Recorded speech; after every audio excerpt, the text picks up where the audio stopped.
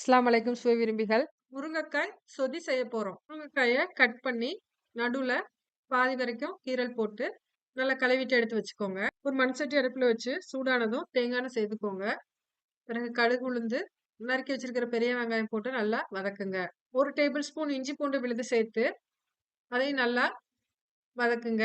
நறுக்கி வச்சிருக்கிற தக்காளியும் சேர்த்து தேவையான அளவு உப்பு சேர்த்து இப்போ நம்ம நறுக்கி வச்சிருக்க முருங்கைக்காய் இதோட சேர்த்து பிறகு 1 டீஸ்பூன் மஞ்சள் தூள், 1 டேபிள் ஸ்பூன் மல்லித்தூள், காரத்துக்கேற்ப மிளகாய் தூள் இதெல்லாம் சேர்த்து நல்லா கலந்து விடுங்க.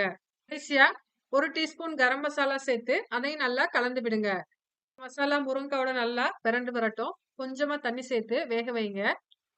இது ஒரு 3/4 பதம் வெந்ததும் நான் கெட்டியான தேங்காய் பால் 1 கப் எடுத்து வச்சிருக்கேன். அதை இதோட சேர்த்து அடுப்ப சிம்ல வச்சு முருங்கைக்காய நல்லா வேக விடுங்க.